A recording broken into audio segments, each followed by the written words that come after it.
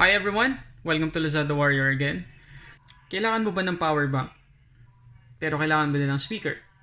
Or kailangan mo ng speaker pero kailangan mo din ng power bank? Um, why not both?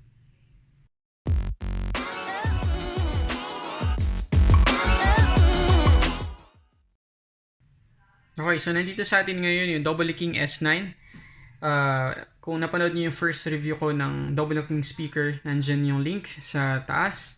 Pero iba to sa iba pang Bluetooth speaker na na-review na natin dito sa channel kasi ito ay double purpose. So, kagaya ng pagkakaintindi nyo sa sinabi ko kanina, siya ay speaker at the same time, power bank din. Okay, so bago natin i-unbox, tingnan muna natin yung specification niya dito sa likod ng box. Okay, so dito sa likod, makikita natin na meron siyang 4,000 mAh na battery. Pagkatapos siya ay waterproof, meron din siyang FM radio, drop proof. Napaka-importante niyan lalo na sa mga outdoor activities natin na kailangan nating dalhin yung ating speaker. Tapos, ang working time niya ay 20 to 25 hours according to Double King. Pagkatapos, makikita niyo illustration dito kung ano yung mga gadget na pwedeng i-charge. All at the same time. Pwede kayong mag-charge ng phone, ng tablet, ng camera at the same time. Kung meron kayong USB hub. Okay? So, unbox natin guys. Okay, sa loob, meron siyang isa pang box na maliit. So, buksan natin ito.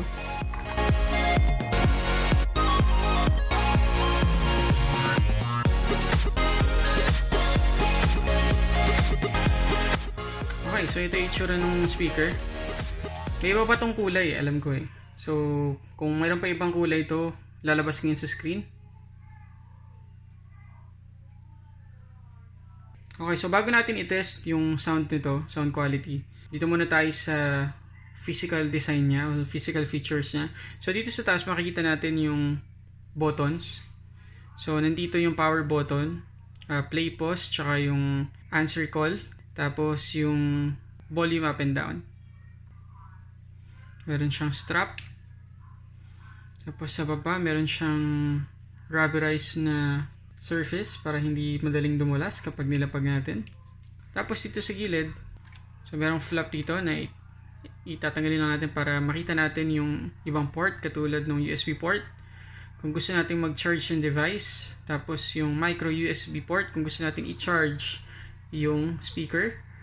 Tapos battery button, micro SD card slot, tsaka yung 3.5mm na port.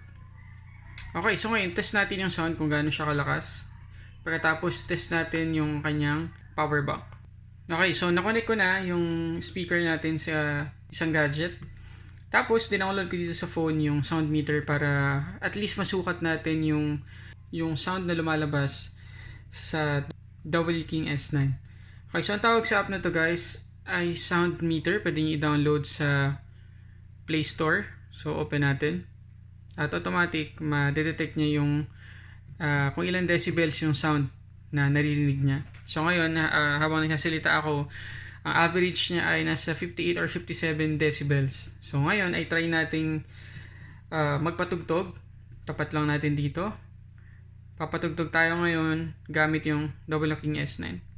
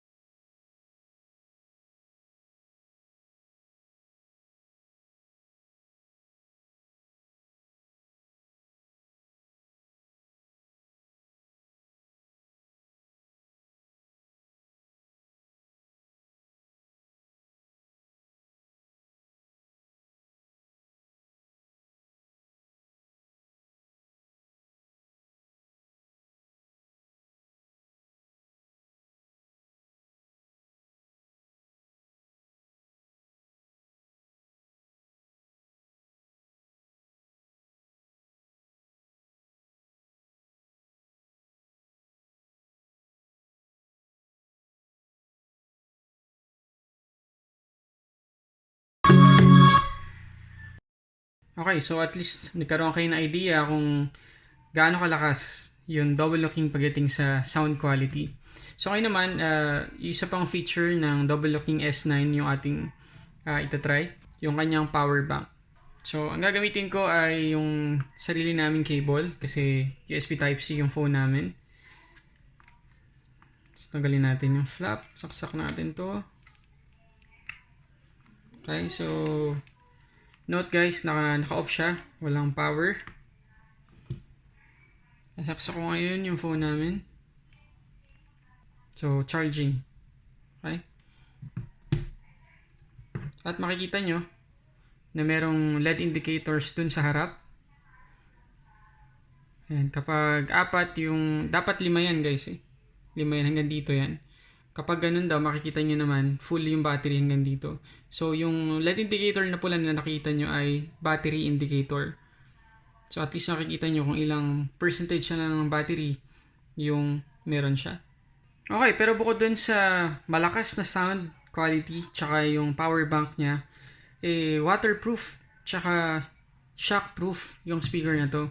So, kung mahanap kayo ng speaker na maganda talaga yung quality, well, I highly recommend the Double King S9. Overall, lahat ng Double King speaker maganda talaga yung quality. Makita nyo naman kanina, maganda yung sound. At pinag-compare natin yung Logitech tsaka itong Double King, maganda yung result ng Double King. Okay, yun lang guys, no? Maraming salamat ulit sa Maricel Online Store sa pagpapahiram nila sa gadget na to para ma-review natin tsaka ma-test.